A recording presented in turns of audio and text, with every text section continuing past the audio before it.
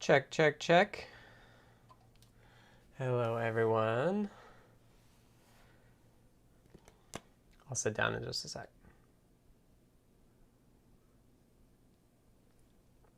If you're watching this after the fact, make sure you check the description for time codes. I'm not sure we have a time code taker today, but I'll try to do my best for some course ones anyway. So we'll wait a couple minutes while people see the notification and get on and join us. I'll give some updates and then we'll dive into the stuff I'm working on. Pause my video streams here. How's it looking? How's my bitrate looking? I think it's looking okay. Audio and video is good. Great. I'll say hello to some folks.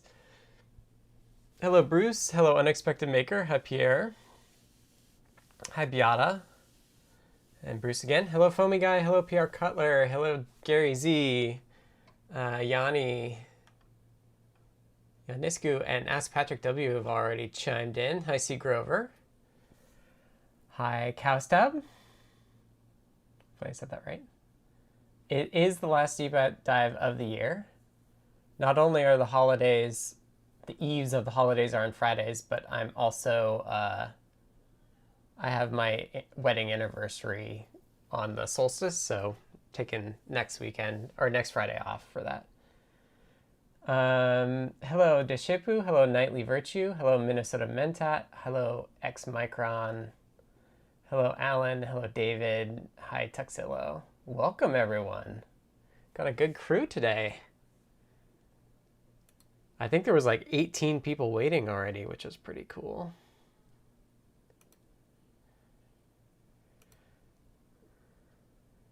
All right.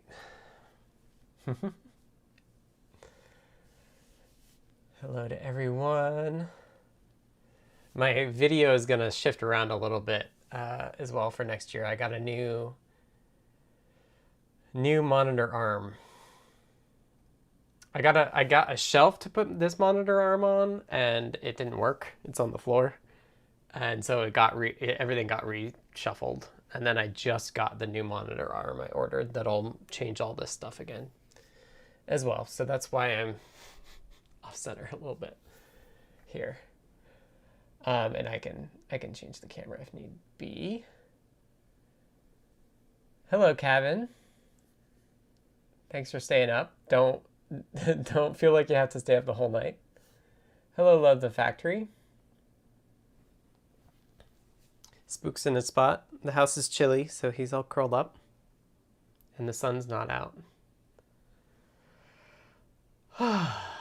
New toys are always fun. I know. Okay, let's do housekeeping. I'll take a time code and do that. I don't think David's here today, so I'm going to do my best to take some timestamps. So if you're new to the stream, welcome. My name is Scott. I go by TanNewt online, and I'm sponsored by Adafruit to work on CircuitPython. If you don't know what those things are, Adafruit is an open source software company, hardware and software company based out of New York City. I work remotely for them and have for a number of years here in Seattle. So I'm a remote person for them. And I work pretty much exclusively on CircuitPython, which is a project to bring Python and the ease of use that the Python language brings to programming to really inexpensive, low power, low complexity devices called microcontrollers. They're kind of like CPUs and computers kind of all in one, which is pretty neat.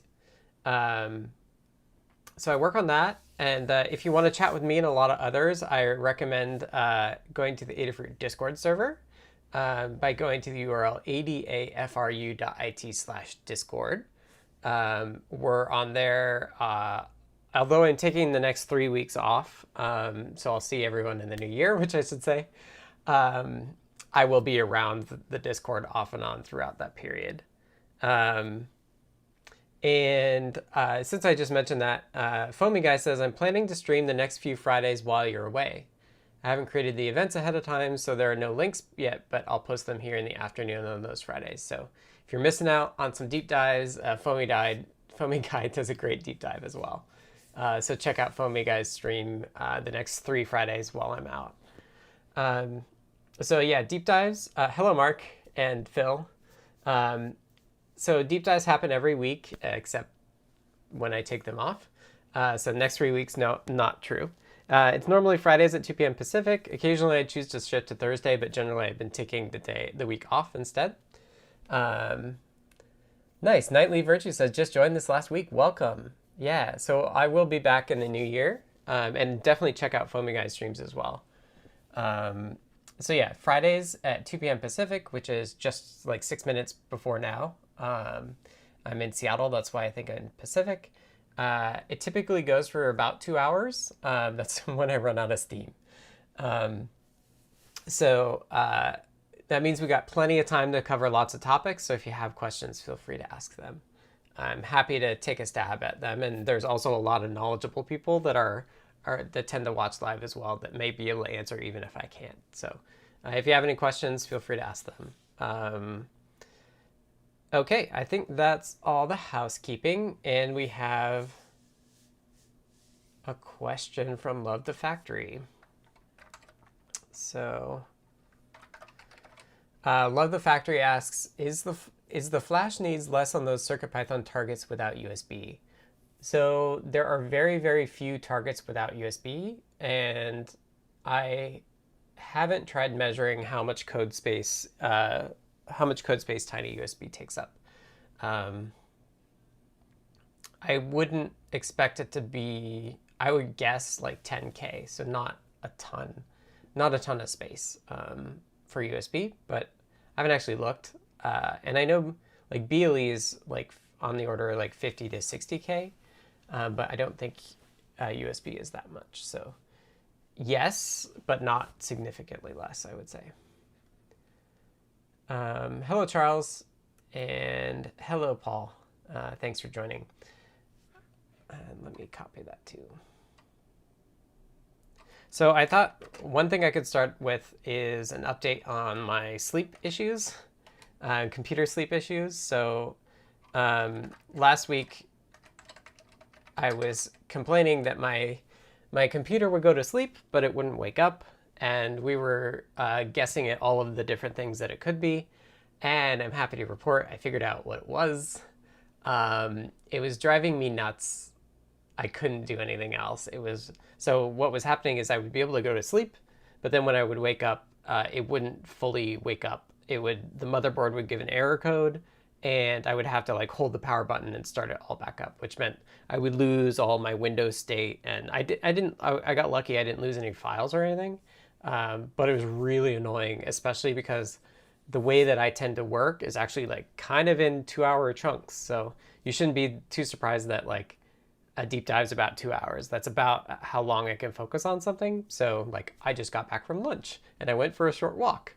And so not having the waking up working was like really frustrating me because I was having to reboot and get everything going multiple times a day, which is just annoying. So I think where I left off, I mentioned that when the motherboard starts up, it had this code that said that the RAM was bad. And so I just had a guess that maybe it was that the power supply was bad. So this computer has like, it's an ATX motherboard. It's very stock standard parts. So I haven't upgraded the whole computer as a whole. What I do instead is like I buy a new motherboard, new RAM, but I haven't upgraded the power supply. So I was taking a look at it, and it was weird because it does run, but it doesn't wake up. And so I was like, let me just try swapping the power supply out. I've got a couple other computers here that also have power supplies. One of which is actually like I bought this year, but I just am not using it. And the one that was in the computer has a like date of 2008. So the power supply that I was using in my main computer was actually like 13 years old, which is pretty good. So I swapped the newer power supply I had in another computer into this one, and it started working, which I was very, very happy about. I was very happy that got that working. So I think what happens is, like, thinking back to our electronic stuff is like, you know, there's a time period that things have to get stabilized. And I think what happened is that as this power supply, the old power supply got older, like it couldn't keep up with the demands of waking up, right? So like somehow the sequence that everything turns on in the computer when it starts up is different than the sequence that it has when it wakes up. And so I tested with that other new power supply, but that power supply is actually from another computer. So I bought a new power supply to go in this one. And so I've been happily working all this week and not having to deal with the fact that everything was starting over again. So happy to report that if you ever have wake-up issues, get a new power supply. All right, we have a question from Pierre. He's been doing a lot of good work in the core. So let's copy that and I will read it off. Hi, Scott. Got a question on the NRF52 bootloader and where/who should set the bootloader config regarding the CRC check and setting the bit for app valid bit in the bootloader config register of the NRF52X. Should it be done at the bootloader and set it to assume a good app, or should it be done at the application level where the CRC might be computed and flashed at the same time as the application? And then perhaps Thach would know. I would ask Thach. I do not know what the right approach for that is, so I don't really know. I did do a lot of work in that NRF52 bootloader when we first created it, but I haven't touched it since then, so it's been a few years.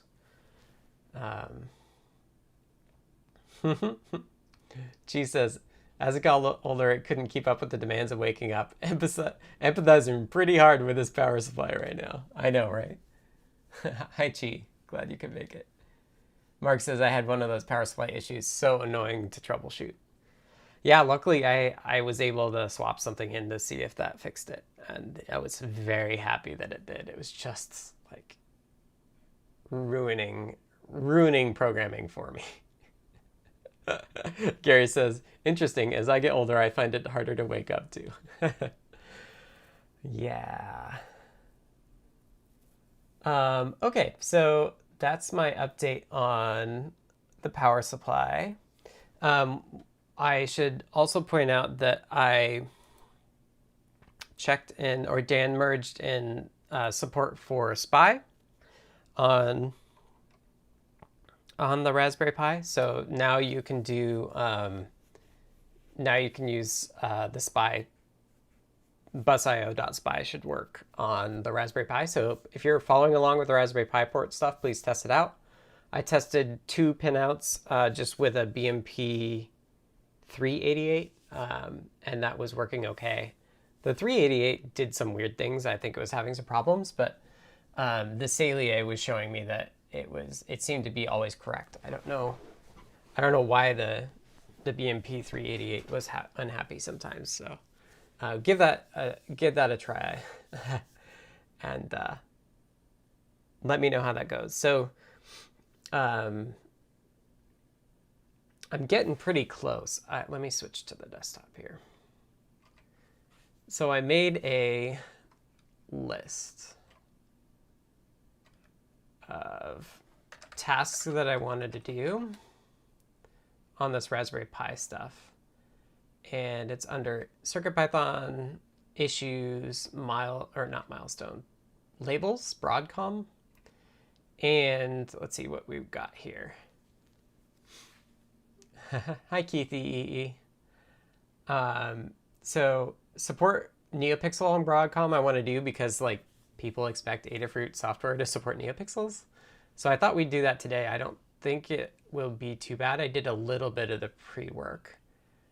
LinkedIn user asks, is there an ESP32 port for CircuitPython? Not currently. Because the ESP32 does not have native USB. So it can't show up as a drive like most people expect CircuitPython to do. However, in CircuitPython 7, we introduced a BLE workflow so that you, from a phone, you can edit your files and see your serial output. And my plan in the new year is to get that working on the ESP IDF. So we'd be able to do it on all of the ESP chips that support BLE. So ESP32, the ESP32 C3 and S3, but not the S2. The S2 I don't think supports BLE. So we don't have any ESP32 support for in CircuitPython yet, but January, February, I'm planning on doing BLE support for the IDF, and that will bring CircuitPython over BLE to the ESP32. But it's impossible to provide the CircuitPython drive. It just doesn't have the support for that. So that's the plan there, and that's a little bit of a good segue back to what I'm talking about, where there's kind of, I had these issues for the Broadcom port as like two separate milestones, basically, 8.0 and long-term. The 8.0 stuff I would like to do before the end of the year. And then come the new year, my plan is to work on the ESP stuff. And I should also say January we'll do CircuitPython 2022, which is a chance for us to all kind of write about what our longer term vision for CircuitPython is. So some of the deep dives in January will be around that. So yeah, so there's 4 things. So this USB mass storage hang, USB host, unfortunately, I don't think I can do this pass. Wi-Fi support, I can't do this pass. And this bug I might take a stab at because it should be pretty small. And it has to do with display I/O. So I might actually do this, but we'll see. And then the kind of last things that I want to do before I cycle off this is NeoPixel. Obviously, like I just said, like you really need NeoPixel support for CircuitPython. So I'm going to do that. I got my, I don't know if Timon's here yet, but I did get my Payonora, my official one, not the beta that Timon sent me. And so I thought I'd make a board definition for this today, and I think it has NeoPixels on the board. So that'll be interesting once we get it going. I think I want to test it just on the I/O board. But after I get it working, then we'll be able to get the NeoPixels working on the Payonora. So let me just show this off since I'm digging it out anyway. So that's the Payonora there. And yeah, there's a 1 NeoPixel. It's labeled 12. Interesting. So I got to find the source for the pinout here too.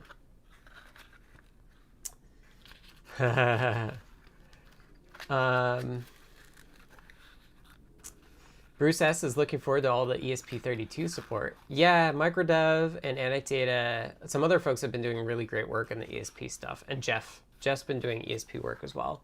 So I kind of hope that like I'll focus on the BLE side, and then other folks will work on the other stuff. Love the Factory asks, any crystalless USB targets? Are you talking broadly or specifically for Broadcom? Because a lot of the SAMD boards are crystalless. If you're interested in that, I think both the SAMD 21 and the 51 can do it. So if you need something that's crystalless, you could take a look at that. But beware that the frequency does change on and off USB. And then Dexter asks, what about HDMI audio on the Pi? It's not in my plans immediately either, unfortunately. Basically, I'm getting kind of tired of doing it. And I know that as in particular, the ESP32 S3 becomes more available, we're going to want to have like really solid CircuitPython support for that too. So it's time for me to cycle onto that a little bit. David Bates says, nice. I'm mostly interested in how CircuitPython is handling the DMA access for timing. David, do you mean a particular platform? Because so far on the Raspberry Pi, I've not needed to use DMA. And I'm pretty sure for NeoPixel, I still am not going to need it. I actually do want to get to the NeoPixel stuff, but I want to. I was doing something earlier today that I think I could actually try on stream. But let me just vamp a little bit, because I know that the folks watching on YouTube have a bit of a delay for them to respond to what I say. If you do want, I think Twitch is working just fine if folks want to switch over to that. But the nice thing about YouTube is that it should be doing auto captions that hopefully aren't too wrong. On the Pi, yeah, so I'm not planning on using DMA yet. Not planning on using DMA, and I think I can get away with it for NeoPixels because it turns out the PWM peripheral that's used for NeoPixel actually has a pretty big FIFO, I think. So I'm hoping to get away with not needing it. But the FIFO is like 64 entries, if I remember right. We'll get into that a little bit later. Love the Factory says, any Chrysalis STM32 targets? I don't know off the top of my head. Sorry. Maybe. Generally, if they can do Chrysalis, we like to set them up that way.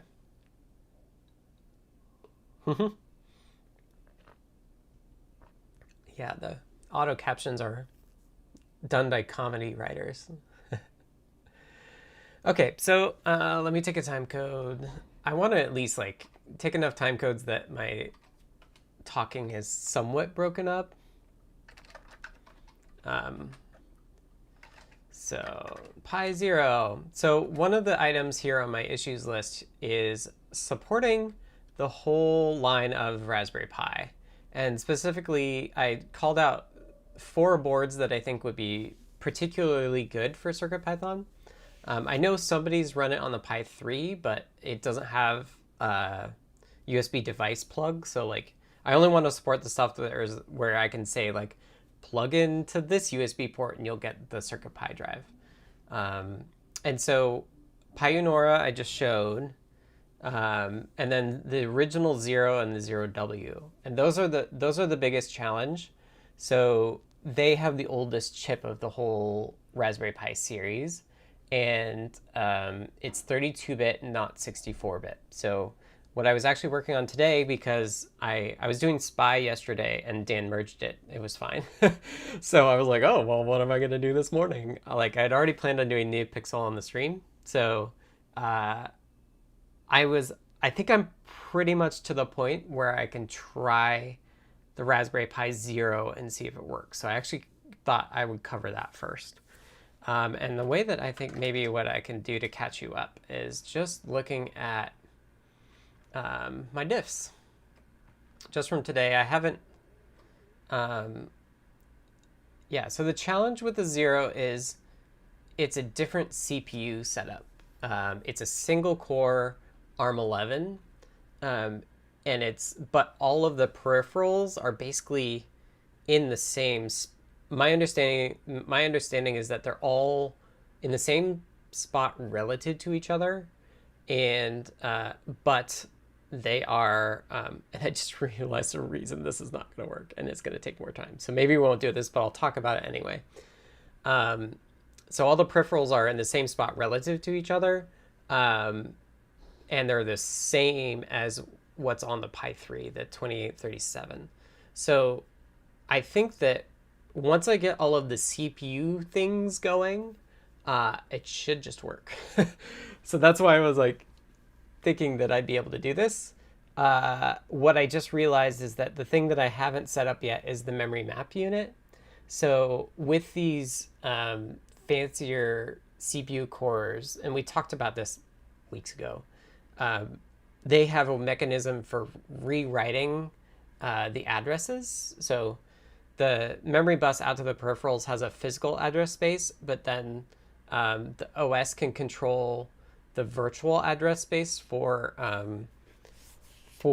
like user programs to run in, and that's like a security feature. And what I did on the Cortex A72 and the A53, it applied to as well, is just I mapped it 1-to-1. But on the 0, because it uses this ARM11, the setup is different. Like the way that you set up the MMU is going to be different. So let's just briefly go over this, and then I'll switch gears and we'll do NeoPixel, because I kind of think I might be able to do it in an hour. So let me just go over kind of where I'm at on the 0. We'll get it committed, we'll push it to a branch, and then we'll switch gears and start NeoPixel instead. So let me just do this. So here's the make file. Really, it's only 7 files have changed right now, but there's changes in 2 places. So here we're seeing that we're changing compiler flags and actually the compiler prefix as well. So this third one is new for the BCM 2835. And this was telling me all of the like spots I had assembly code that don't run on ARM11, which has been nice and I'm close to fixing. I had to add this suffix thing, so there will be like different boot files that get things going. So I reworked that. There's a different linker script because it gets put in a different spot. And then I added this suffix thing on all the kernels. So like the GPU that starts up the ARM will start up kernel.image on the 0 and the 1. It's kernel 7 on the 3, 2 and 3, I think, and then kernel 8 on Raspberry Pi 4. That's why there's this suffix thing. So kernel 8 actually works on Pi 3 as well. So that's what I was originally targeting, but now we want to actually do these different suffixes. And that's kind of a standard way that Raspberry Pi differentiates between them. So if you look in their like Linux source, there's actually like a stub that runs as well that will have that suffix too. So just copied that. Oh, I haven't changed this yet. This needs to be So representation A is pretty basic, but we typically use C on 32-bit machines. So I meant to change that. Let me just change it right now. So have we ever talked about the different object representations? I think we have. So MicroPython plays, this is something we inherited from MicroPython, and they play some tricks to save data in the pointers themselves as a way to prevent needing to allocate memory for everything. Where is it described? Is it obj?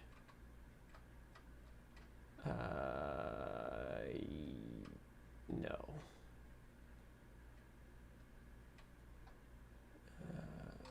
npconfig.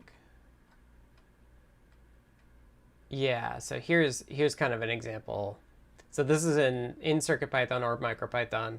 You do pi/npconfig.h, and it has, it tells you how they structure different things. So object representation A can have immediates, Q-strings, and small ints all packed into the pointer. But then C can do a lot more fancy stuff, including floats in the pointer itself. So, and that's usually what we use. So that's what I was just switching. Okay, and that's already been updated. I had one spot where I put uint64, and size t is a type that represents the size of a pointer, and so that means that it switches to. And then I added pi 0 board definition, and in that board definition under the make, we see that the chip variant is the BCM 2835, which then causes it to use all the different compiler stuff. There's more work I did on in the peripherals thing. So David Welch had a good reference for how to start up. So I snagged that and I've modified it a lot. And I think that's what I got working, and that will also do the very first steps of handling interrupts. So interrupts was one thing I had to do, and then the MMU is the other big thing that I've got to do. That's going to mean that it's just not going to work if I try it right now. Maybe. I'm not actually sure that's true. It depends, because on the Cortex A72 on the Pi 4, if the MMU is off, you can't do unaligned accesses, and that's the thing that stopped it. But it's possible that on the ARM11 you can. I'm just not going to worry about it. I'd like to do NeoPixel.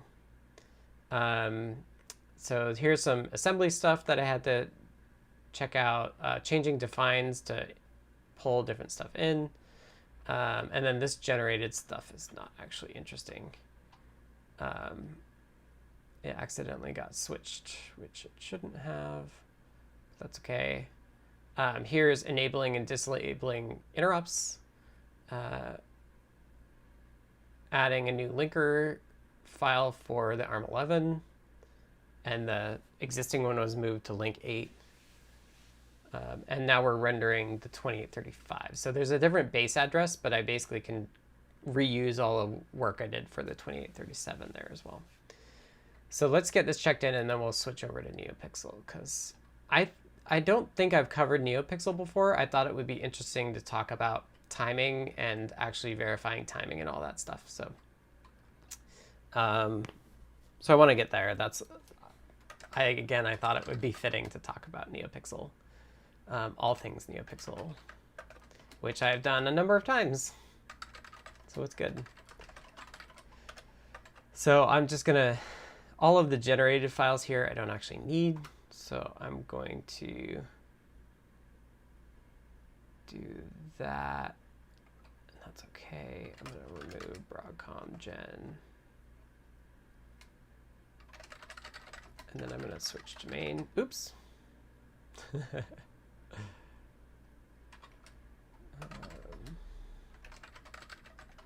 As always, git status is your friend. And I think all of these files we want to add. Let's double check again. Hi, Hamslabs. No worries, you're late. We got plenty of time. We're about to get into NeoPixels. Okay. And so I'm going to commit that and say initial support for BCM 2835. Actually, I'll do work in progress. Work in progress. And I'm just going to push that to origin main. I don't think anybody else is using that repository, and CircuitPython itself has a particular commit it goes for in that repository. So it's okay if main breaks.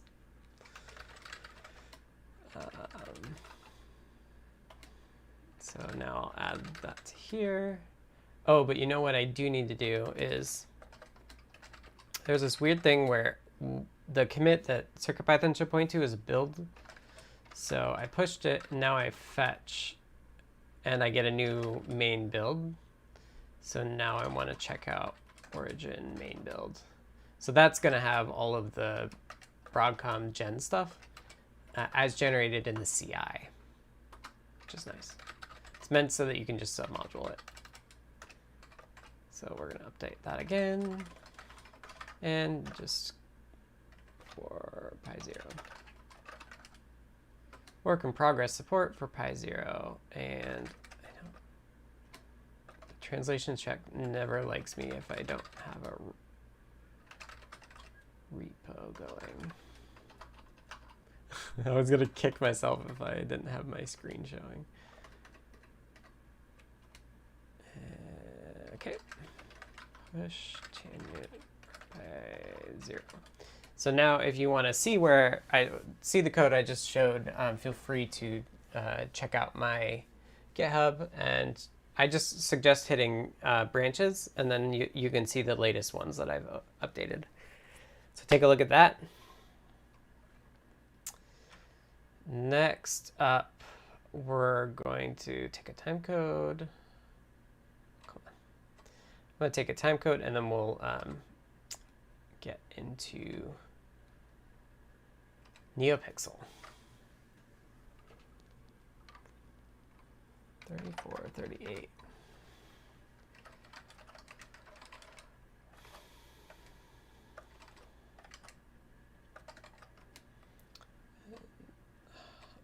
I hate that I copy from Discord and it messes up all the coloring. How silly is that?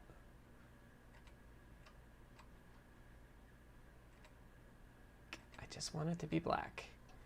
Adam says, hey Scott, happy holidays to you and yours. Believe you're off the next few weeks. Enjoy your time off. I am. Thank you. I will enjoy it. It'll be nice. Got lots of stuff that I want to get out of my brain, which is, I don't know, we'll see. I'm also gonna like leave the house and do non-work things.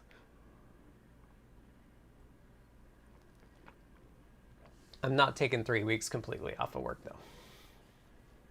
I think I'll be around some of every week, you probably. But thanks, Adam. Okay, so NeoPixels. So NeoPixels are these weird things. Let me, the first thing I can do is I can find my test NeoPixel. So I've got these like bins on my desk that have lots of stuff, and at some point they're organized and then they lose their organization as I shove stuff back in it. But I'm pretty sure, I've got a NeoPixel that I soldered to a thing. Oh, here it is. So this NeoPixel's been with me a long time. It is, oh, come on. I have these giant strips of NeoPixels, so when I needed to test NeoPixel, here's what I did. Is I cut the strip, and let me switch. There's my test NeoPixel. So under my hand here is just a pin header that I'm going to stick into my breadboard here, and I think I do have the overhead working. And you can see that it's got this arrow for data in. So the way that NeoPixel works is it's power and just a data line. And it's power, ground, and then just a data line. And what happens is the data comes into the NeoPixel, and then the NeoPixel will retransmit all but the first set of data it receives to the next one. So that's how it works, is that you send some data in, it pulls the first one for itself, and then ignores the rest and passes it on. And then there's a certain delay where no data is received that causes that to reset. So that's the basics. So Jeff says, bro, I have too much stuff in the brain that I need to get out, right? So I feel ya. I know, right? I wish when people want to give me gifts, I'm like, I would like somebody that can know all of the ideas in my head and make them a reality. It's just not how it works. Going for a walk in the woods is even better. Yeah, I think that's on our agenda. Okay, so let me switch to the overhead. I'll show you the current setup I've got, and then we'll set it up for the NeoPixel. So switch to overhead. So I don't know what's on here. This is not first stream. So what I've got here, so I was just doing spy work. So this is let me switch it so that it's right side up compared to where I'm sitting. And we'll do a lock as well. Try to get out of the light. Hi, Jessvin. Welcome. Thank you for staying up late or waking up early, depending on how it is, to hang out with us. So this was my test setup for Spy. So I've got, this is actually a sensor that can work on I2C or Spy, but I have it set up as Spy. And then you can see there's a lot of wires here. So there's this set of wires that you can't see because it's too close. Let me zoom out, and I'm going to have to reset it here. Do that. It's hard for me to not block the light while I tell it to do that adjustment. So what I've got here is I've got this group of wires. This goes to Salea that's just off screen. It's sitting right here. So that's so that I can look at the signals coming out of the Pi. So here's the Raspberry Pi CM4 IO board. This is great. This one in particular is set up to get the latest copy of something off of my computer. So I just have to turn it off and back on and it will start back up. And then there's this set of signals here. This is all of the SPI signals coming from the Pi and my special breakout to the device as well. So it's actually, we're going to simplify this a lot for the NeoPixel. The SPI isn't wireless, that's for sure. Especially, yeah, when you want to see it in two places. So yeah, the Salea is such a good, oh, you know what I should highlight.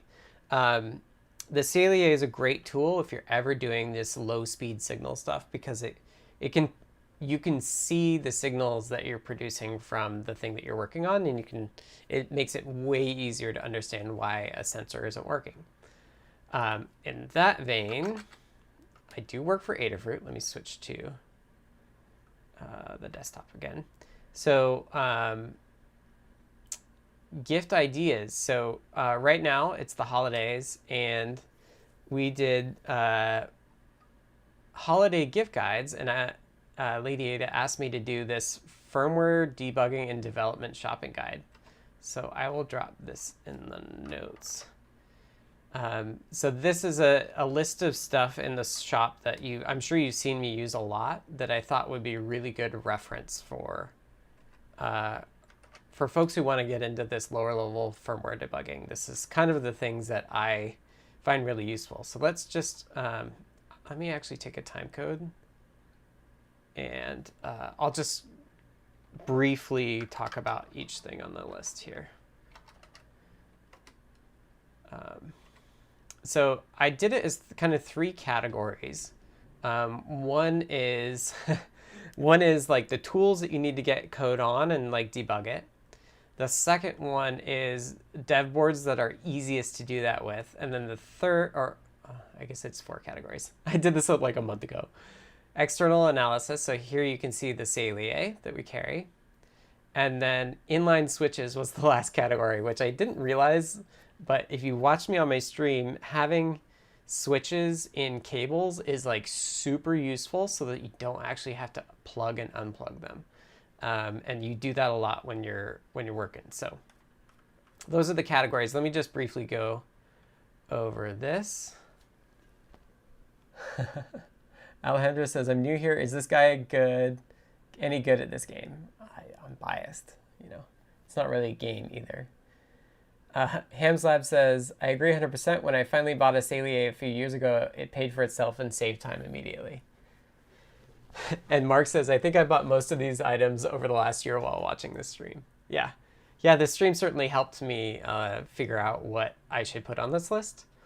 So the J-Link, as you've seen, it's the thing that talks to the other computer, basically, and loads code. Really handy to have. It's not the cheapest option for loading code, but it's the one that I use. And even though it's slightly expensive at $450, it's one of those things that if you're doing this a lot, it will save you a bunch of time, because J-Link does a really good job of supporting a lot of different devices. So it's super useful. I have it right now. That's you can't see the overhead, but I was using this to connect GDB to it. So, and then there's these other things. You can see this cable is kind of like large and chunky. So there's this adapter here that then converts it to a smaller plug. And I have both plugs on my adapter thing, but yeah, so there's that. And then this here is just let's just go to the overhead. I'll show you. Basically I was looking at my desk.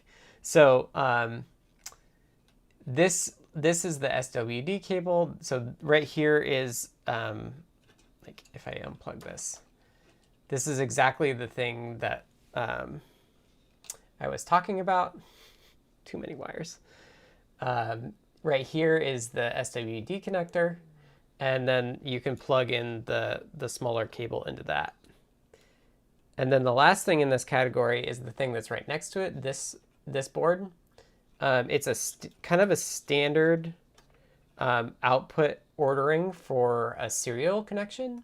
So what it's doing is it's taking a serial connection and converting it to USB. And then the nice thing about doing USB serial this way is that it's independent of whether USB is working or not working here. And it stays alive, so you don't have to like reconnect every time, which is great. Although there's also a program for that.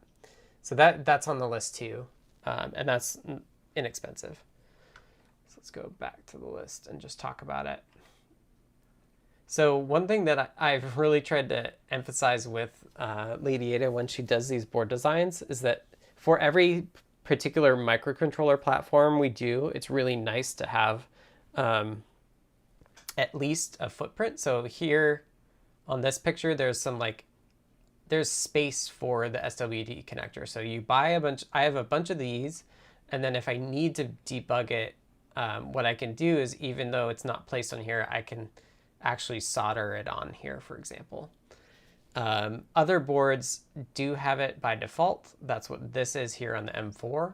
So I wanted to highlight the things that make it easier to debug, either by having the header on it by default or having a spot for you to put a header. And the Kaluga has a JTAG header, I think. I forget, but the Kaluga is the best one for the ESP S2, I think. And then I was already talked about the Salea here. It's great for I2C, SPI, PWM. So if you need to make sure that your clocks are running at the right speed, you just like do the math, run the PWM, and confirm that it's like the right frequency. You could use an oscilloscope, but I don't. I rarely use an oscilloscope. I use a Salea way more.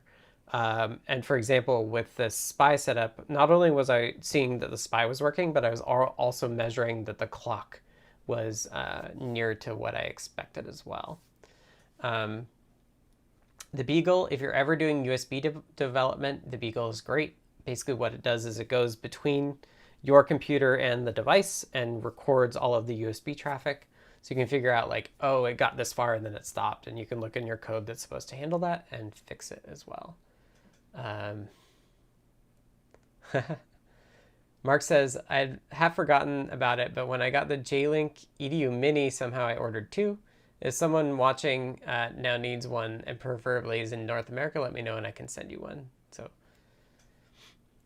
if you're nearby to Mark, you could get a J-Link EDU Mini. So the EDU versions of the J-Links, they essentially work the same way, but they're more restricted in licensing and you're not supposed to use them commercially.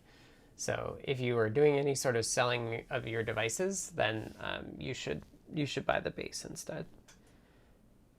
Last up in this tools thing is the Nordic PPK2 is awesome.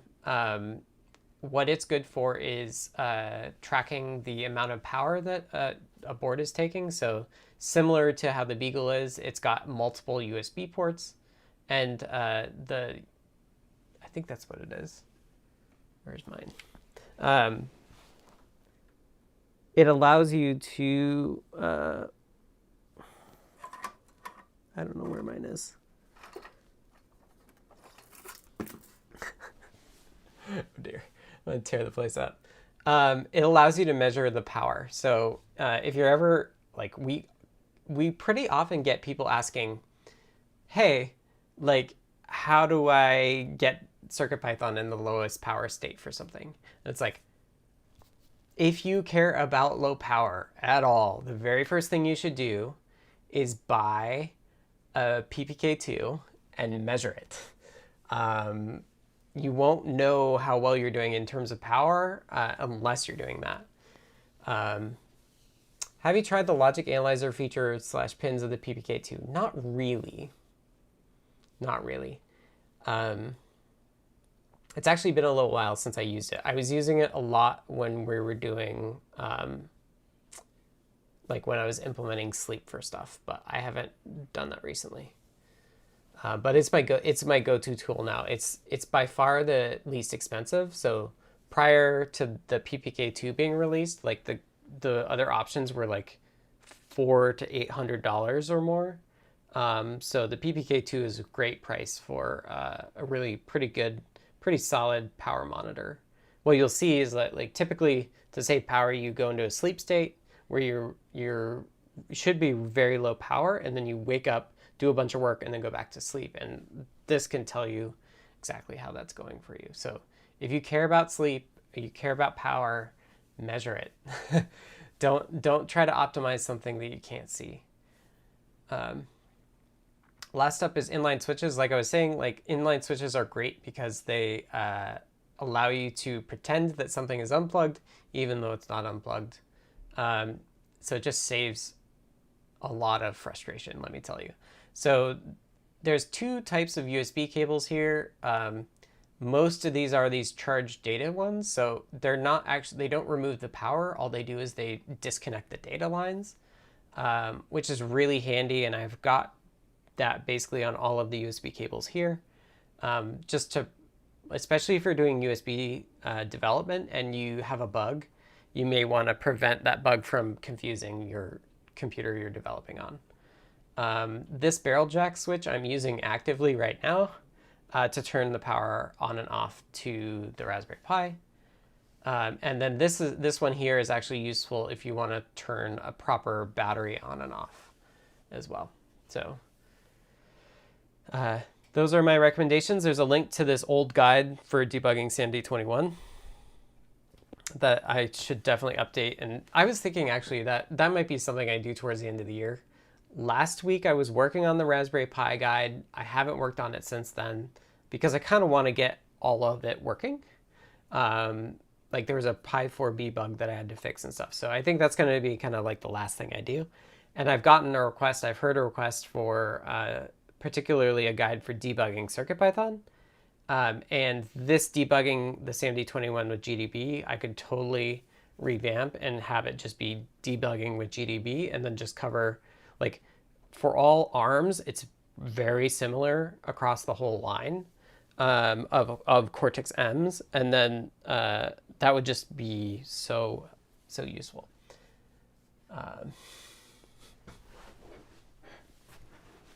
Analog Devices has an ADALM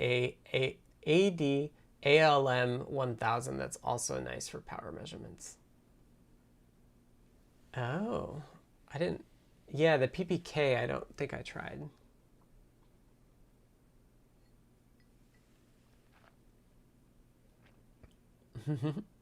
That would help new people with the contributor learning curve a lot. Yeah, I know. I should do that. I think between switching from Raspberry Pi to ESP, I think I should take a stab at revamping that stuff. Okay, so that's our detour into that. Let's go back to NeoPixel stuff. Back to NeoPixel. So let's rewire this breadboard while I'm thinking of it. And it's going to get darker and darker, so maybe it's a better time to do it now. So I'm going to pull most of these. There is a particular pin, so power I can leave. And I think I will actually power it with 3 volts. So you can power it with 3 volts and then you won't have, it won't be as bright, but it also will, it won't be as bright, but the logic levels will be better. If folks have ever had trouble with a NeoPixel, you can have problems if you power them with 5 volts, but send them 3 volt signals. They may not, so 3 volts is like not super high above the threshold for a 1 basically. And so if there's a little, wiggle room around that value can cause some very weird stuff to happen. So let's simplify all this and get rid of this BMP 388. Kitteh EE says, thanks for the detour. Good few of those are on my short list. Nice seeing them again to make it more worthwhile to grab. Yeah.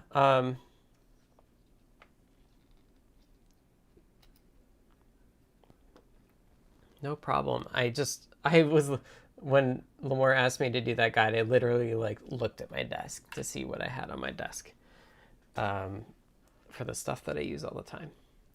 So here's my NeoPixel, and I'm just gonna put it in here.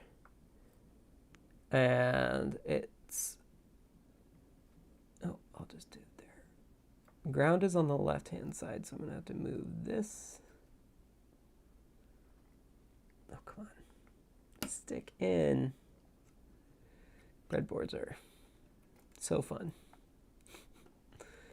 And then power, and that's gonna be 3-volt power, even though it says 5. And then last up we have data. So data is going to come in here. So there we're wired up. Of course, I haven't written any NeoPixel code yet. So that's a bit of a problem. Let me pull up. Let's go back to the desktop. We're not coding yet, so we don't really need to see it.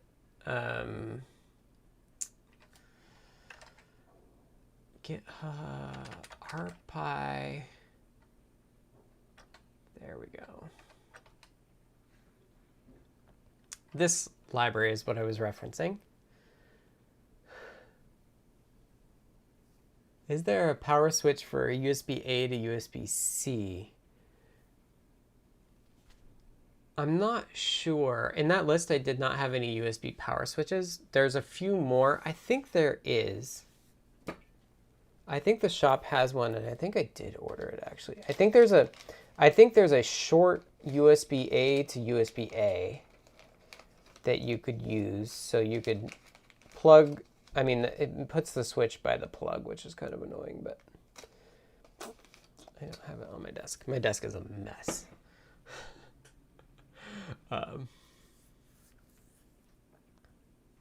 What are you doing that those items are on your desk?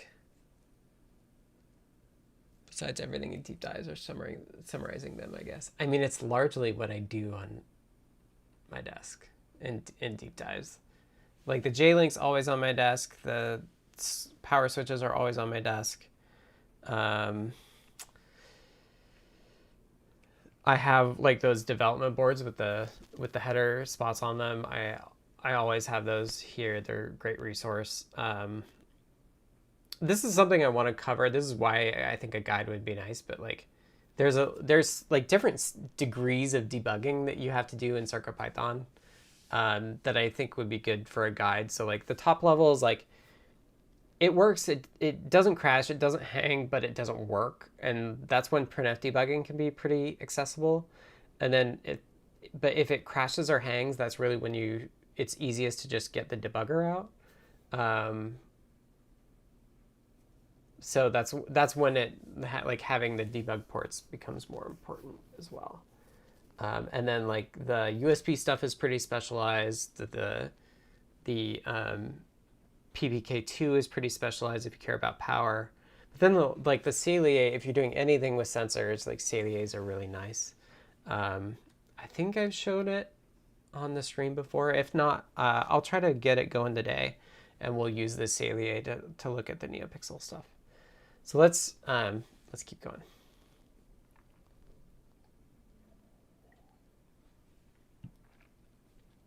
So I was looking at how so rewind, learn, NeoPixel. If you have any questions about NeoPixels, and wow, look at that, 693. This is the place to start for NeoPixels. I'm sure I've talked about Salea before. Nice. That repo is awesome. So NeoPixel is the trademarked brand name for individually addressable LEDs that are started with a WS2812. And so what it is that it makes it, you can have big long strings, and each one of them you can have different colors for. That's what it is, and NeoPixel is the Adafruit term for it. You might actually see like WS2812 or WS2812 compatible. And you can see here that there's actually like some different chip types that respond to the same protocol. Notably, dot stars, which are dot stars are another trademark named by Adafruit for the APA 102. Those require a clock and a data line, and so we're not talking about dot stars here. Dot stars are actually way more flexible because dot stars you can just use a SPI device for. So yes.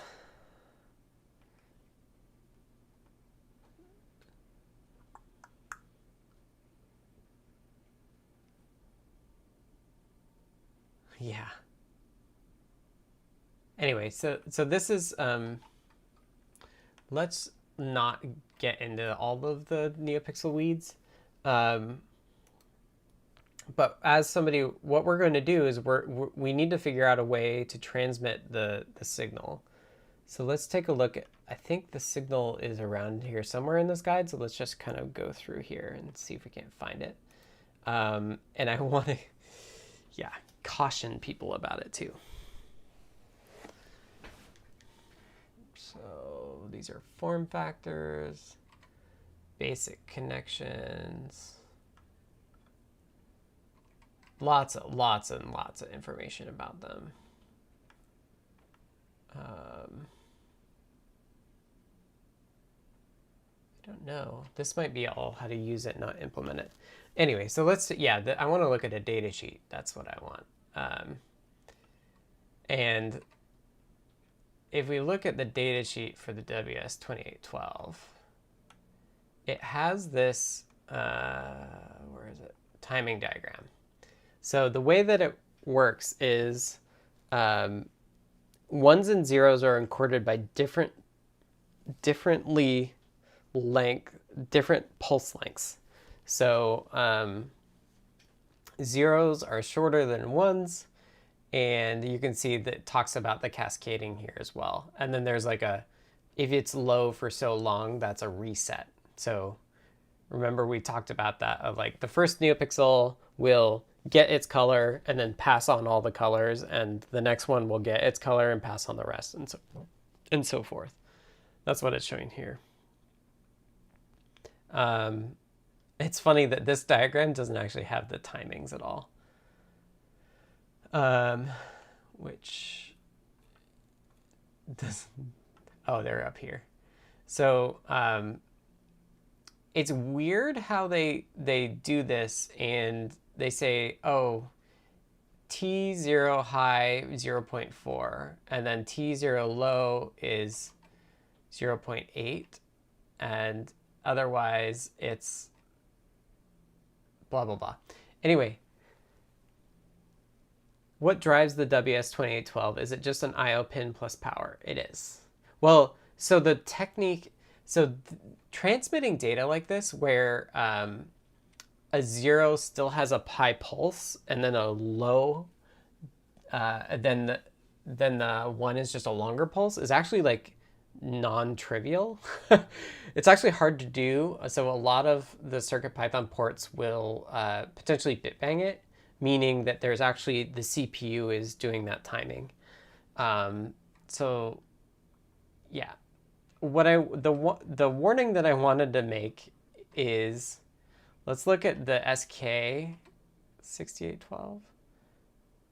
It's somebody. I thought I heard a Slack sound, which I don't think it happened. So let's take a look at the timings in this data sheet. So these are compatible, supposedly. But if we look here, these numbers are different, right? 0.3, 0.6, 0.9.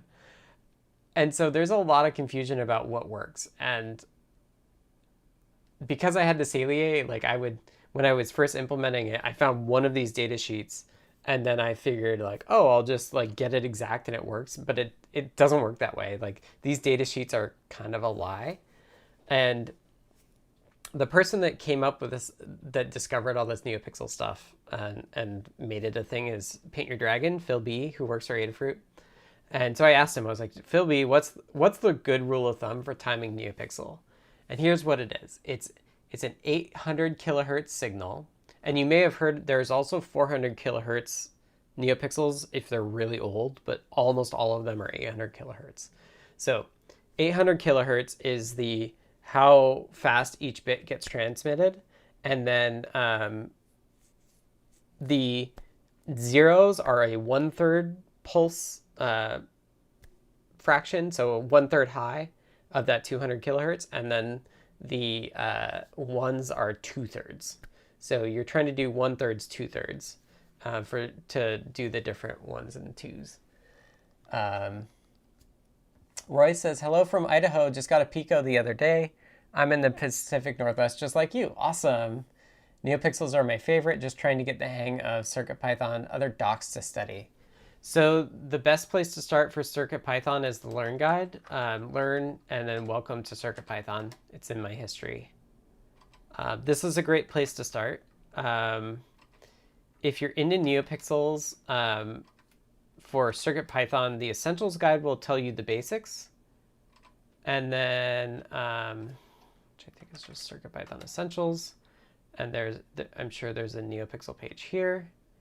It will teach you how to do the basics, just the rainbow stuff. And does it cover? It does RGBW. There's also a great NeoPixel animation library. Oh yeah, sorry. Somebody on Twitch asked for the link, so let me do that. So here's the essentials. No, that's the welcome to CircuitPython link. There you go. Sorry, Panda of Love. If there's other links that I didn't send on Twitch, just let me know. I'm happy to copy them there. The other thing for NeoPixels is there's a great animation library. Animation, which might be here. This might be older than that, though. Yeah, so this uses the LED animation library. So yeah, this is really awesome animation library that Rose and Kattni put together. When it comes to NeoPixels, that's a great thing.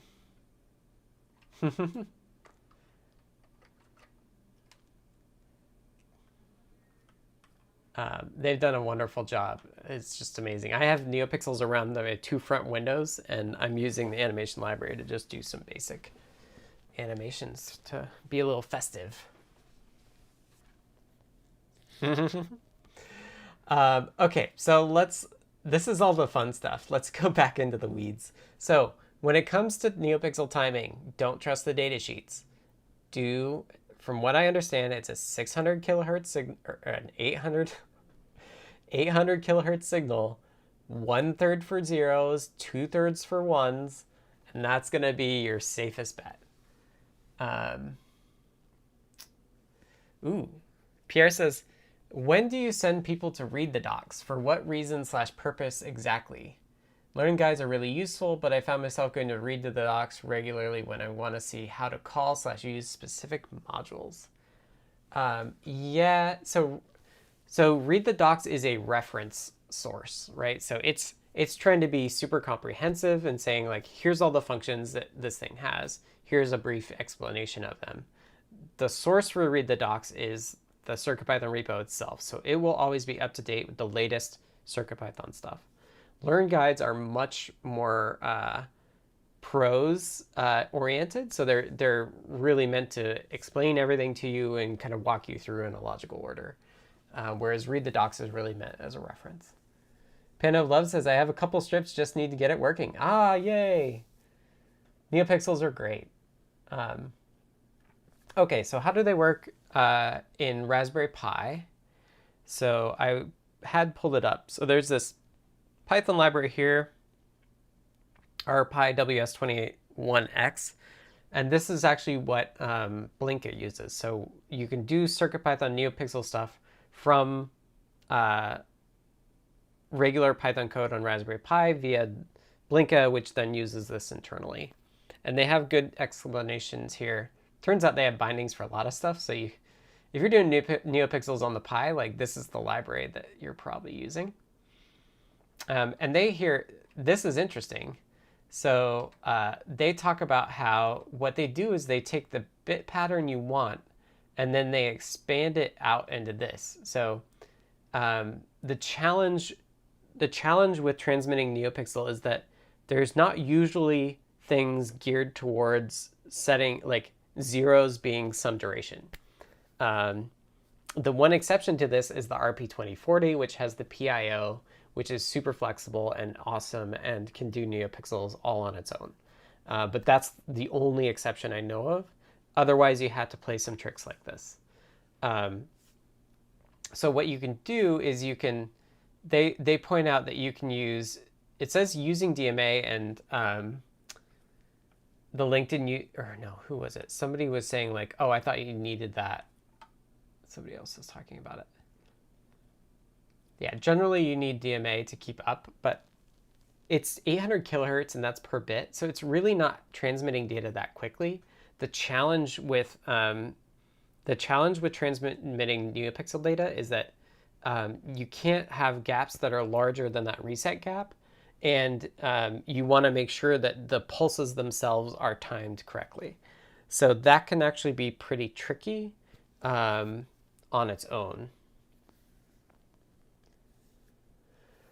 Can you do it with a 3B Pi, or is that too old for NeoPixels? Like, you can do it on any Pi. Yeah, so these approaches work on any of the Pis.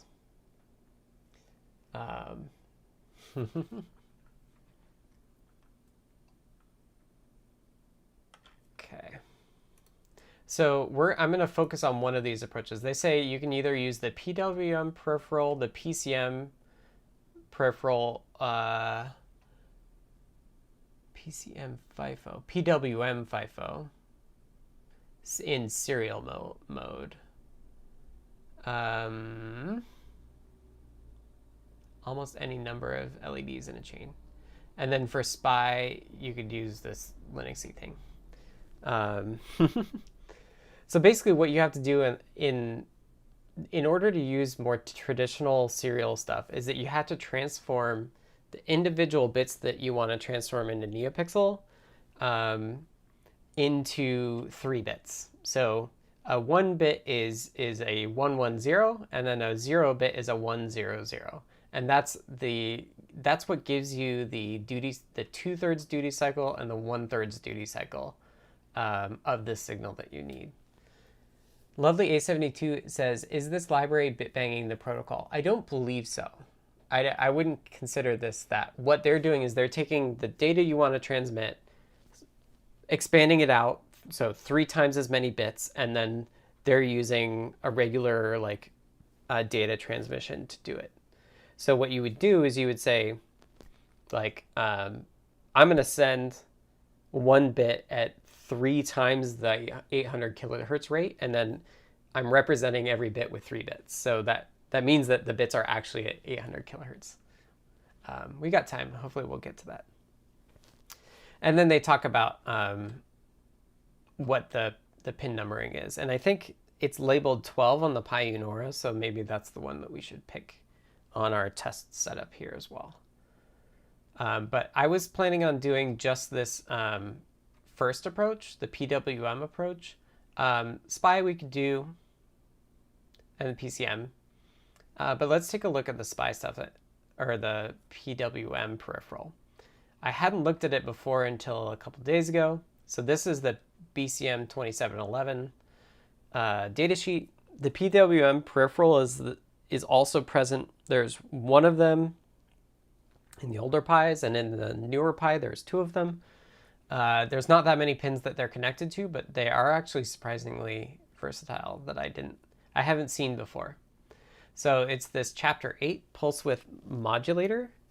And the interesting bit here is this 64 by 32 bit FIFO. So FIFOs are great. They're first in, first out. And what they allow you to do is they insulate they insulate the peripheral from the timing of the rest of the chip. So what you can do is you can say, I'm going to send, so it's 64 entries, 32 bits a piece. Ideally, what we would do is we would do 64 entries at 24 bits. So we're going to take 1 byte of NeoPixel, do 3 bits per bit, so it's going to end up being 24 bits, and then we'll put it in the FIFO and we'll transmit it out. And that 64 entry FIFO will give us hopefully enough timing slack that we can keep up without needing DMA to keep up. Yeah, and Pierre says I've seen people use I2S for that as well. Yeah, so you can do the same approach on other chips. I think on ESP32S2 at least they have a peripheral called an RMT, like the remote peripheral, and it can do like different pulse train length stuff. I think is how at least we do it on the ESP32S2. So that's the gist of it. If we look further down, there's 2 modes of operation. There's either like traditional PWM mode where it's just like duty cycle changes, or there's actually like the serial mode where it will transmit 1s and 0s over time. And so that's, yeah, you can see serializer mode. So that's, I think, the mode that we're going to use it in. And there's, how many is this? 1, 2, 3, 4, 5, 6, 7, 8 different, 8 different registers. And that's for 2 different channels. So we'll have to do figuring out what channel we're on, blah, blah, blah. So where does this go? Where does this code go? So Adafruit CircuitPython. So NeoPixel as implemented in CircuitPython is actually very basic. A lot of the code is out in Python land, but what you get from the native implementation, and this is something I think we do inherit from from MicroPython, is that there's just a NeoPixel write module that has a NeoPixel write function that does the transmission. And you give it a digital in out, but internally what it does is it just uses whatever it needs. So NeoPixel is a little weird in the sense that like you don't hold on to the NeoPixel pin and all of that state over the lifetime of it. You basically only do the NeoPixel thing when you need to transmit, and then you're done. So it's called NeoPixel write. You rarely will use this directly. There's a NeoPixel module that wraps it and other optimizations and things, but the core of what does the transmission is the NeoPixel write. And so if we just look at, let's peruse the other implementations. So in CircuitPython, this is in shared bindings. This is the place that we define what the interface is, but we don't actually implement it. The things that we implement are listed in the header file, and then we look in the individual ports for how they're implemented. So if we want to see like how the SAMD does it, we go into ATML SAMD. We do common how, the module name, which is NeoPixel write, and then it's just in init-C. Interesting. I've used UART on occasion for driving dot star LEDs, but most boards don't put the UART clock onto a pin. But then you can use standard I/O. Yeah, I think SPI is the most common for dot stars. Oh, thank you, Patrick, for helping with notes. Yeah, I'm always bad about it. One thing I can do is I can actually just add them later. I can do it when time goes later. So here's the nitty gritty for NeoPixel and SAMD. There's a delay to make sure that we've given the reset delay. We disable all interrupts because we want to make sure, the problem is we need to make sure those individual pulses are timed well. And then there's just like assembly stuff. So on the SAMD, we don't use a peripheral. We just like stop the world and don't do anything else, which is not it works. It's worked for a while, but ideally your CPU would be able to do other stuff. Let's see how NRF does it. So we're in NRF common how, NeoPixel write, init, and then looks like NRF does actually use a PWM, but we have to, the duty cycle is like, we have to expand it out into full duty cycles, I guess. So the approach that we have is actually quite different depending on the chip itself. And so what we're going to do is we'll make a NeoPixel right here, and we'll use the PWM peripheral to do it. The reason that we get handed a digital in-out is because that digital in-out then ensures that the pin has been like grabbed and is not being used by other stuff. Okay, so let's get into it. See how far we can get. So, what, am I in my branch? No, I'm on RPI 0. So first we're going to just fetch Adafruit. And then I'm going to check out Adafruit main. So this is me just making a new branch. See RPI NeoPixel.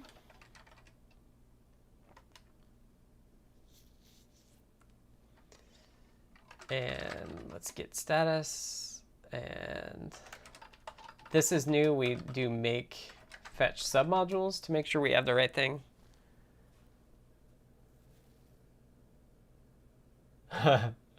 Always stop all interrupts. They're not useful for anything anyway. If you're timing NeoPixels, that's all you can do. Oh, that's what I should show.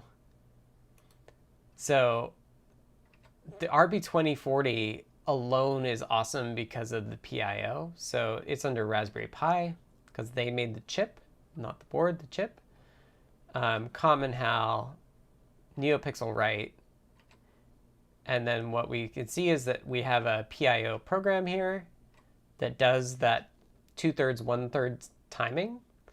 And then we actually just call directly the Raspberry Pi 2 PIO state machine stuff to do it for us, which is amazing and awesome. And the way that hopefully all new chips in the, like, PIO's really impressive.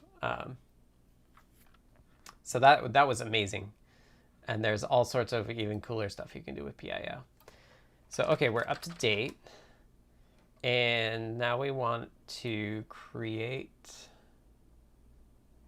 our common HAL NeoPixel folder. So what one do we want to start with? I think I'll just copy the one we just looked at. So NeoPixel write, and I'll say duplicate. And we're going to put it in broadcom. Oops. Don't want to change that.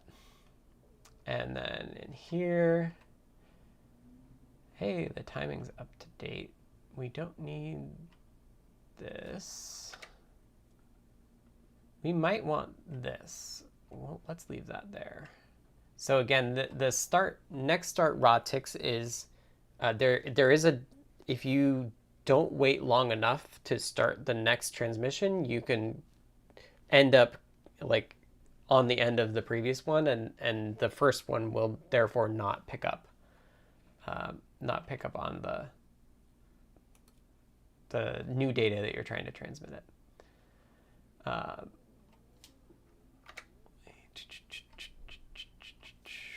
Okay. This we don't need. And maybe bitbang. I don't think we ever implemented bitbanging it. So we're going to want to capture this wait thing. And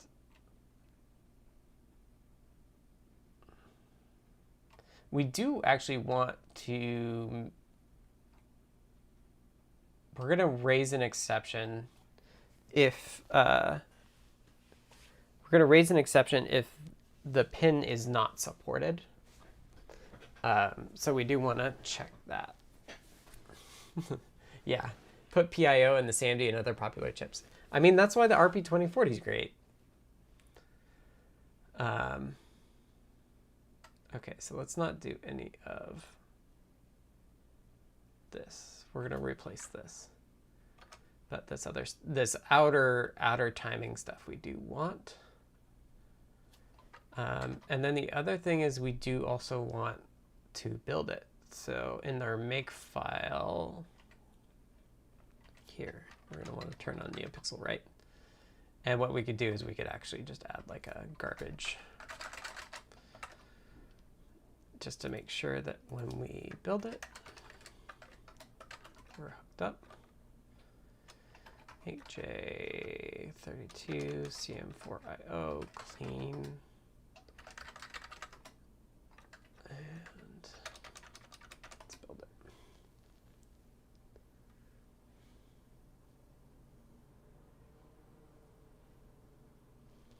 All right, so it did not work. Next start raw ticks. It's not there either. Oh, it's right here. So I probably just confused it. So one thing I've done, RP2040 doesn't go into cars and appliances. Yet.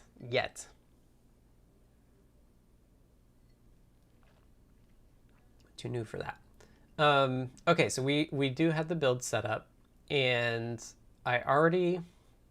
so the pre-work I did is to access peripherals. The way I've set it up is to do these SVD files. So I think I did it yesterday. So now there's an SVD BCM file. So this is or PWM.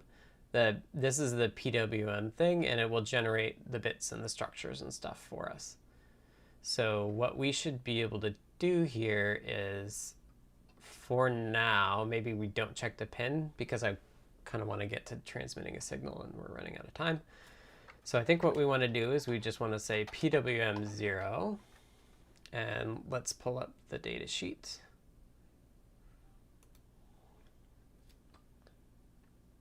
So this is the 2835 data sheet, but the PWM peripheral should be the same. So we just want to figure out how to do this. 138. This is older PDF, doesn't have an index, and it hates me. So what I'm looking for is just good data sheets will tell you like what to turn on. This is not one of them. Well, it tells us in here. So let's take a look at pinout. Let's figure out how we're going to get this wired up. Pinout XYZ. We're wanting GPIO 12, which is here, PWM0. So, you know, they could label their pins, but that would be way too easy. So it's 3, 4, 5th in. So 1, 2, 3, 4, 5. So I should be plugged in. So for now, I'm just going to hard code the pin. Good data sheets exist. The RP2040 data sheets are quite good. Okay, so let's just hard code it to pin 12 right now. We won't actually check it yet. And pin 12 is channel 1. I think. So what we want to do is we want to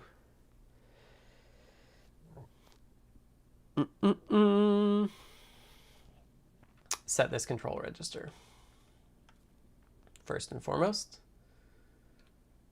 So I'm going to actually move this off screen so I can try to be a bit quicker. So you'll have to take my word for this a little bit. That's the challenge of streaming. So we're just going to turn it on by assigning some stuff. And we do actually want to pull up. In Broadcom Gen, there's going to be this thing here. And PWM0. I don't want, so it generates two things. It generates like C structs that you can use to modify values. So if I was doing a single bit, I would use that. But since I'm not, I can also find the defines here. So to set all the bits that I want all at once, I can say like, oh, I'm going to enable, so PWM enable 1. So that's going to be something that I do in init. And then I also want to enable the FIFO, which is use F1. And there. And then I want to debug this other stuff. Miroslav says, sorry for off topic, but I just tried to build CircuitPython from today, and this one does not work. The build from yesterday does work. Can you bug me on Discord, and I can follow up after the stream? Because I don't know what board you're talking about.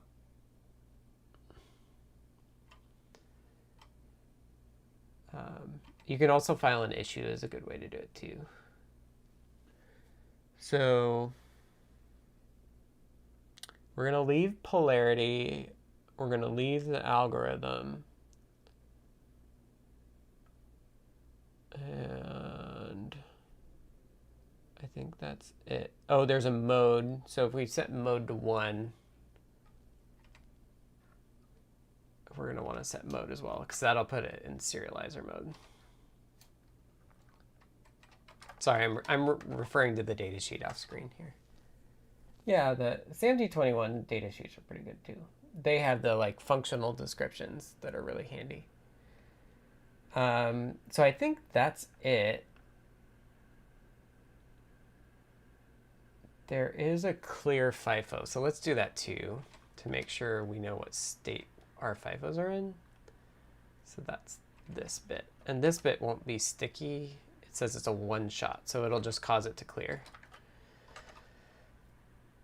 And then the other thing that we need to do is we actually need to set a function. So we need to do the GPIO set function, and we're just going to do it at pin 12. And if we look through here, I bet if we find PWM0, yeah, function select of pin 12. So we can set that. So what this GPIO function does is it connects the outside world to the inside PWM thing. So that'll get our signal out of the chip. And then one thing we want to think about is how fast we're going. Which I think is, so there's a range register. RNG1 is a range.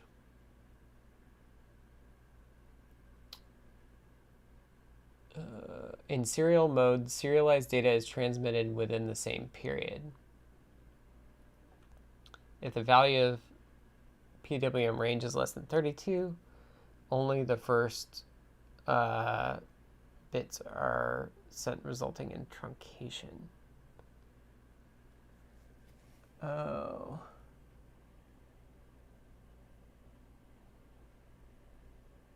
Interesting. So the range register is the thing that we use to like send 24, not 32.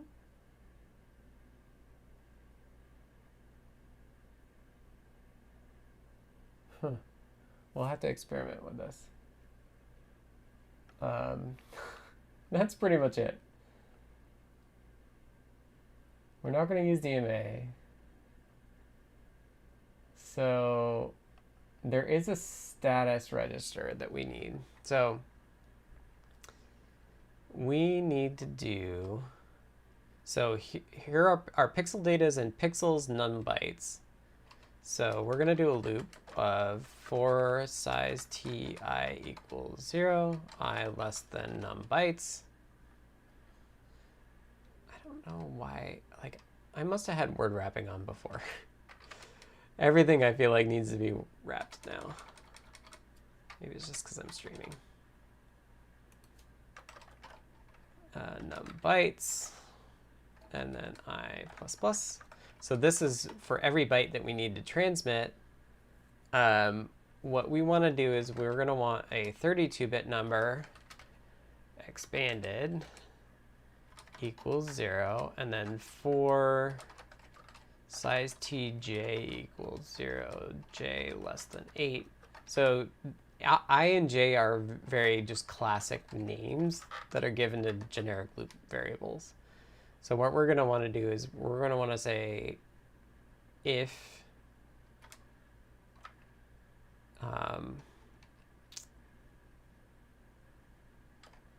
pixels of I ampersand 1 to the I is equal to 1. So this is the ith bit of, or no, we want j there. Jth bit, if it's 1, what we're going to do is we're going to do expanded equals expanded shifted 3 ORed with our 2/3 pattern. So I might get my bits all flipped and stuff, but that's what looking at the Salea can help us with. And then we're going to do, if it's 1, it's the 2/3 pattern, so it's going to be a 6. Else it's expanded. You know what we could do? We could just do expanded shifted by 3. And then or equals. So this is the point where we're expanding it out. And if we just want, so a 4 is a 1 and a 0, 0. So like the furthest 0 is 1, the middle one's 2, and the last one's 4. And the first bit is always going to be 0. Okay, so we're expanding it out into 24-bit things. And then we are going to write it to the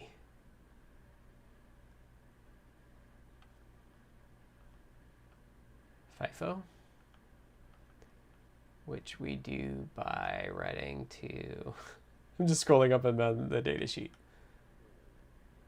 It's the DAT1 register. So remember, we're just hard coding it right now. Channel I data DAT1. I think that's right. Okay. And then we need to do a couple pauses. So first we want to check, before we write to it, we want to make sure we've got room. So we want to say while PWM is full, while the FIFO is full, which is full 1, and it's in the status register, and I want the bit is equal to 1. Then we're going to wait. And then at the end, we also want to, so we have a big long FIFO, so we also want to wait until it's done. So while PWMIO, status, and so this is a little weird because we can wait till it's empty, but the FIFO won't actually be. See, there's a state bit here. Oh wait, it does tell us what it is.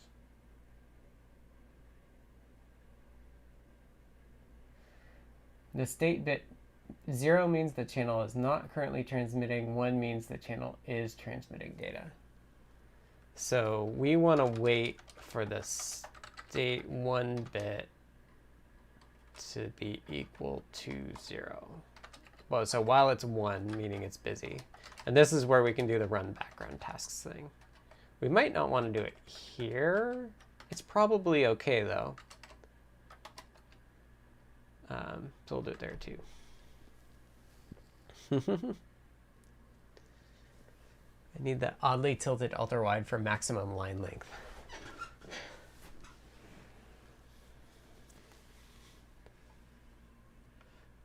Okay, so I think that's it. And then what we should do here is let's return the pin. We don't actually want to return it to input. I guess it'll float.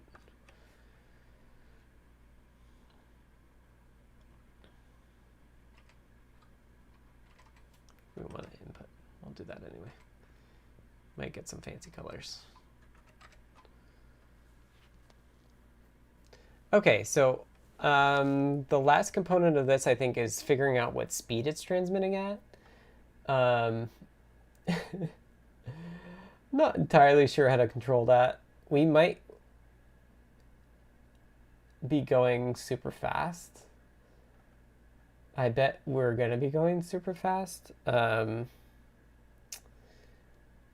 There's no... Looking at the data sheet, and I can pull this back over. So looking at the data sheet, what I'm looking for is a clock divisor. So a clock divisor will take a clock and divide it down to slow it down. Because we'd like this clock to be 3 times 800 kilohertz. So 3 times 800K to get us going the right speed. There is a way we can ask the GPU to do that. But we can actually use range as well. But the problem is that range, I think, also controls how many bits we're doing. So we might have to get fancier with how we pack bits into the 32 bits that we write to the FIFO, which would be annoying. Huh. Serialized mode configured to load data to or read data from a FIFO storage block, which can store up to 8 32-bit words. So I don't actually know how big it is. Both modes clocked by clock PWM, which is nominally 800 or 100 megahertz, but can be varied by the clock manager. So let's just see if it compiles and see what it outputs, and then we'll get the clock right later. The NeoPixel will do all sorts of weird stuff, probably. Okay, so it's pointing out that I'm being ambiguous. So I'll add another set of parentheses. And it builds. Great. So now what we need to get set up is we're going to source our repo and do sudo python. Probably shouldn't do this, but I do it anyway. So that's hosting my kernel images so that when I turn it on, it can get it. And, oh, you know what? I don't have test code on here yet. So let's pull up the docs. So this, let's switch to that. So here's our, this will be our output from the Raspberry Pi as it boots up. And in the read the docs, so yeah, it's still trying to do my previous demo, which is fine. Where did I find that? There's this nice, oh, did somebody ping me? Did I miss it? Did my cameras are okay, I think. I just saw a notification out of the corner of my eye. So let's at least get, where did Brain, where are you? Is it Friday? Oh, it is Friday. Lost my brain. NeoPixel write, and it has this nice super short example that's just writing 3 zeros. Stream is solid on Twitch. Great. Thank you, Patrick. Let me turn on my... So you flipping my data switch. No? Oh, that's what popped up. Thing that popped up was my CircuitPy drive for the thing I just started. Okay. Rename to spy. Oh dear.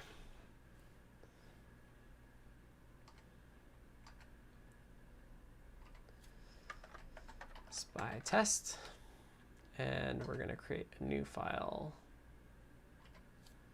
Code.py. From time to time, people ask me my workflow, and this is what I tell them.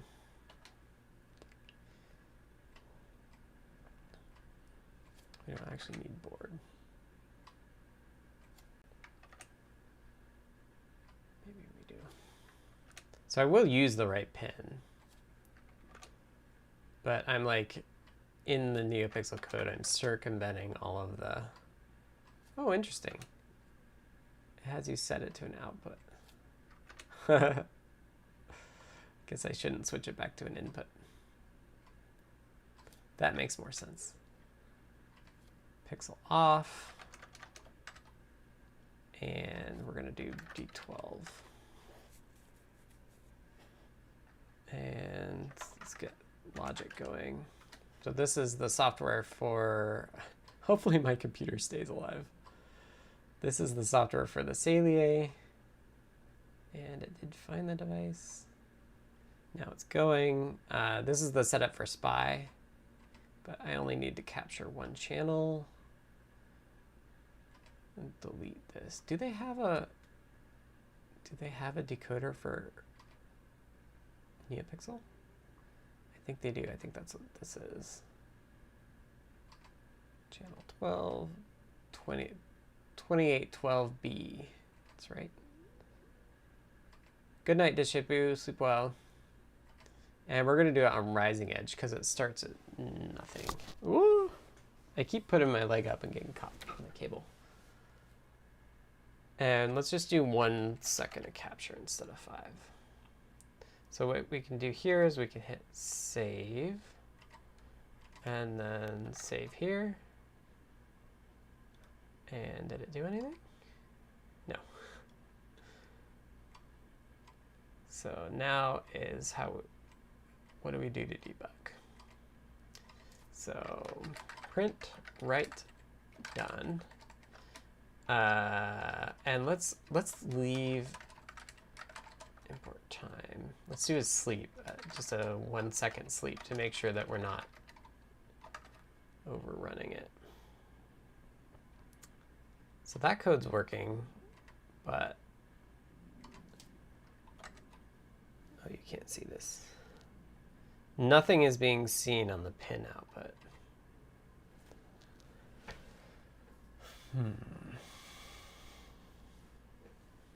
And we got 10 minutes left.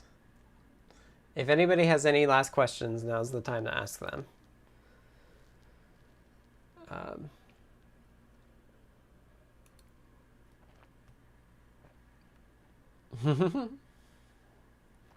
It's pretty cool that Salea Logic Analyzer has NeoPixel format capture now. Gotta go dig mine up. Yeah, so this is Logic 2. It's their second version. And they actually have a way to write analyzers in Python. So I've actually authored a spy flash analyzer there that people have actually used and like made pull requests against to make it work better. So Logic 2 is pretty cool. And I know that like the open source Pulse version thing should be able to work too, but it's just, they don't have great hardware support. And Kmatch, I think, I hope it's Kmatch, did a ton of work to do like an open source logic analyzer to go with PulseView. And I don't know if they ever responded to the PR to get that support in, which is just a shame. I'd love to use an open source version, but I need solid hardware support. Not buy this thing off Taobao and it will work support.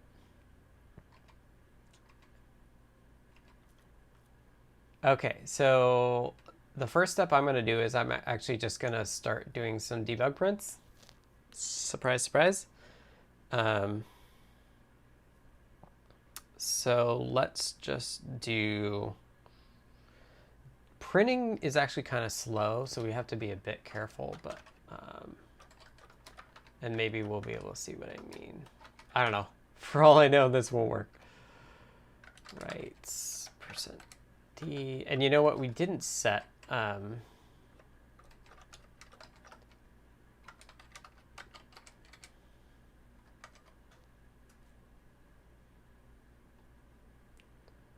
switch this to output.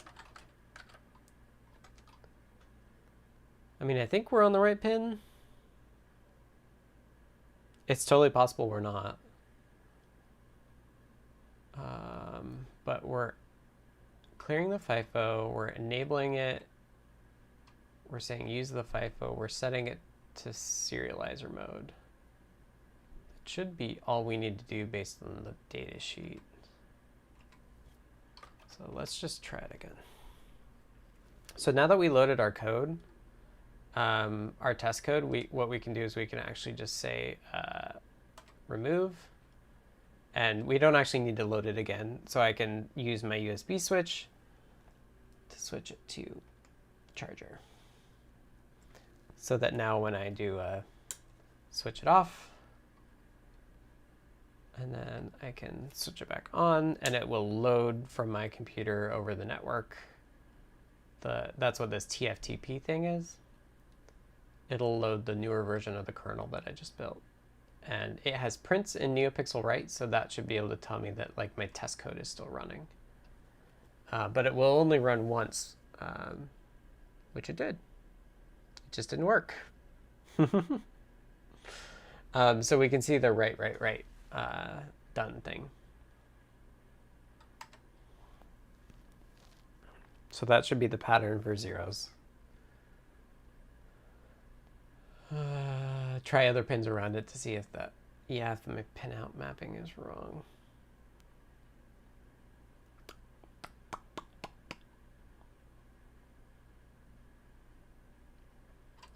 First, I need to add a new line.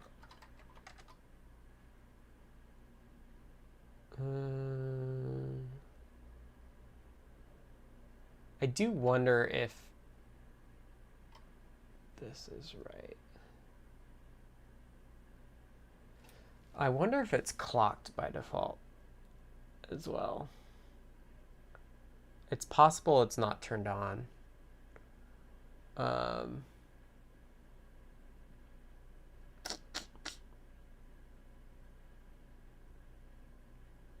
We're setting the function.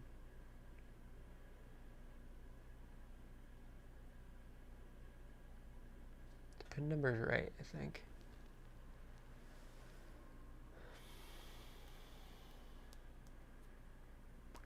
I feel like we should see something. The other thing we can do is we can PW sync. So that's the clock, yeah, the clock boundary. See, this is a 16 by 32. Where did I see? Oh, it's in the broadcom that it's 64. This one might be 16. And then it said 8 here. But it turns out because there's 2 channel outputs, the way that the FIFO, that you have to alternate adding them to the FIFO. So they need to be going the same speed.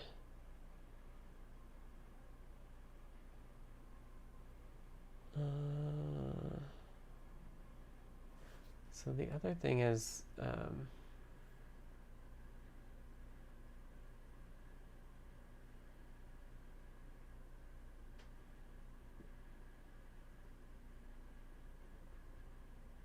serial bit transmission when MS mode.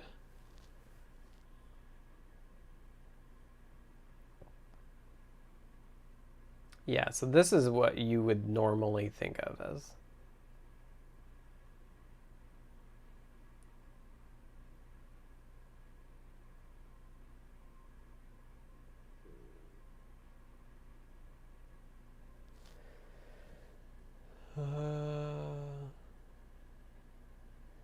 Miroslav says, will CircuitPython for Raspberry Pi understand HDMI CVT and HDMI drive in config.txt so I can configure the 5-inch HDMI LCD from Waveshare? So I believe those are both used by the GPU, so it should just work. I know that the e-ink Waveshare thing that Phil did the demo with had to have some other HDMI configuration stuff. So CircuitPython ignores it, but the GPU does not, and the GPU does a lot for us. So it's worth a shot if you have one already. I would expect it to work. So alt function 0. I wonder if that's right. Is that right? We should actually, for alt functions, we should double check the other data sheet because that's the one that we're actually using.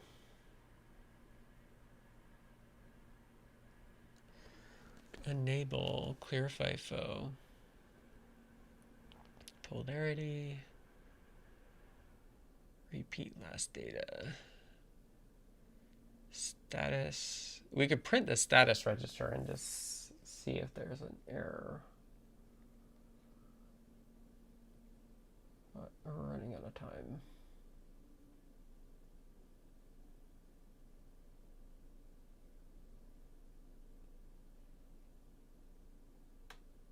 If it is larger than 32, excess 0 bits are padded at the end of data.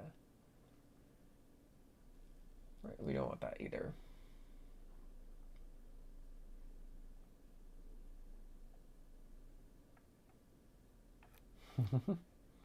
Not a lot of information, but there are some other sources that we can look at too, but we're running out of time. Like I can look at the Python implementation that we looked at earlier and see what they set, because I have a feeling it probably talks to the memory directly still. So let's just run pin 12. PWM 00 is alt 0, which is not actually the value 0, which is the confusing part. SL, but it is where it should be to be considered 0. That's the confusing part. Ew. It also could be J-Link. I think that's correct. All right, I'm gonna call it. I'm not, sorry, I haven't figured it out. Any other questions folks have?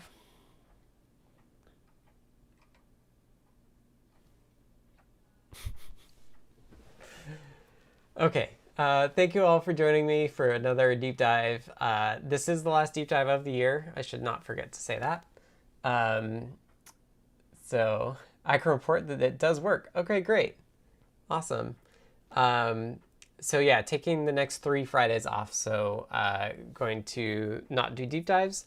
The tentative date is January 7th, which is the first Friday in January. But I did want to call it tentative just because it's 4 weeks, 3 weeks, 4 weeks away. And so I wanted to give myself an out.